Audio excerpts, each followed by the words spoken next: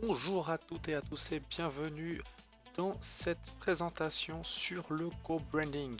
Au cours de cette présentation, nous allons donc définir le terme co-branding, mais nous allons également regarder quels sont les avantages du co-branding, quels sont les différents types de co-branding auxquels nous pouvons avoir affaire et les limites de celui-ci. Alors tout d'abord, nous allons définir le terme co-branding. Nous entendons par là une coopération entre les marques partenaires afin de développer un produit. La conception de ce produit peut avoir lieu soit au niveau de ses caractéristiques, au niveau de son design ou de son identité visuelle.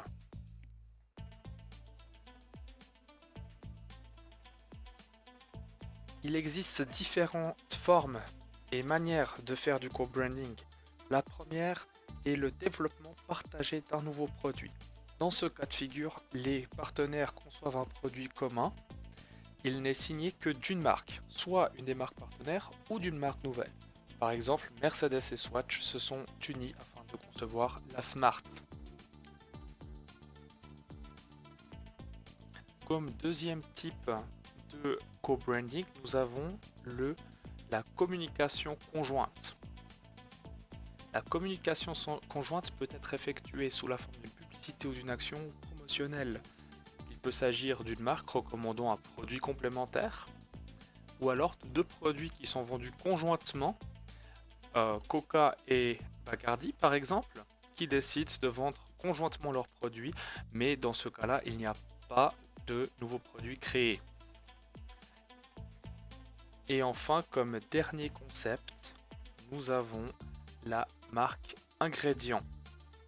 Dans ce cas de figure, une entreprise vend un produit dans lequel il intègre un ingrédient ou un composant appartenant à une autre société et fait figurer la marque de cette société aux côtés de la sienne. Par exemple, la marque de jouets Lego qui a développé un groupe, les Lego Star Wars. Donc nous avons les deux entités qui figurent côte à côte.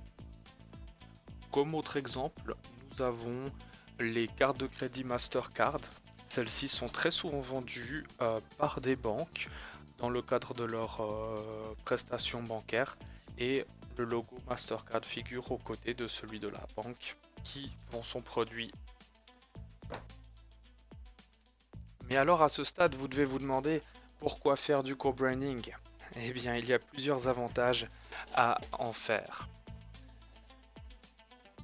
Le premier est l'élargissement de votre clientèle potentielle.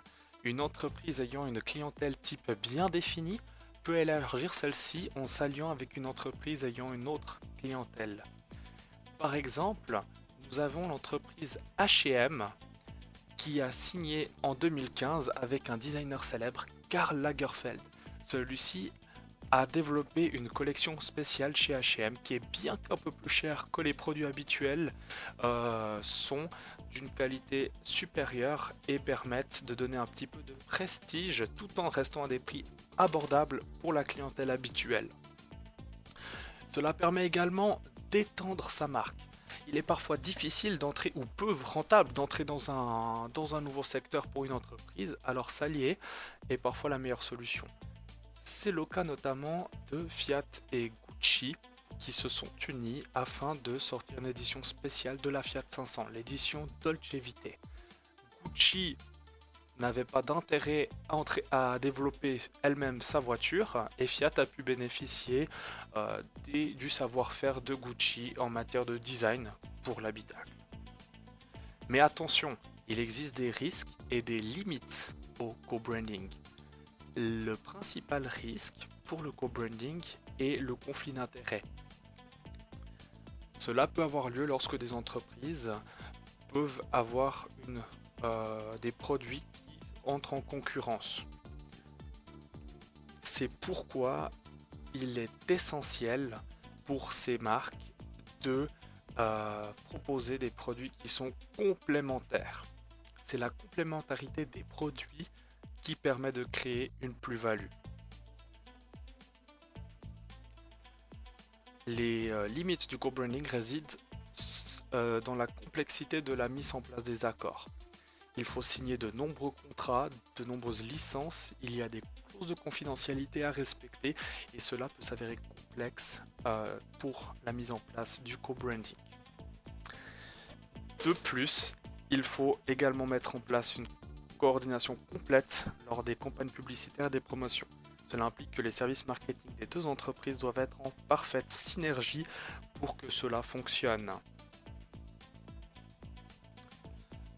Alors, félicitations, désormais vous savez tout ce qu'il y a à savoir sur le principe de co-branding. Je vous remercie pour votre attention, merci d'avoir regardé cette vidéo jusqu'au bout. J'espère qu'elle vous a plu et qu'elle vous a apporté plein de nouvelles connaissances et je vous dis à très bientôt.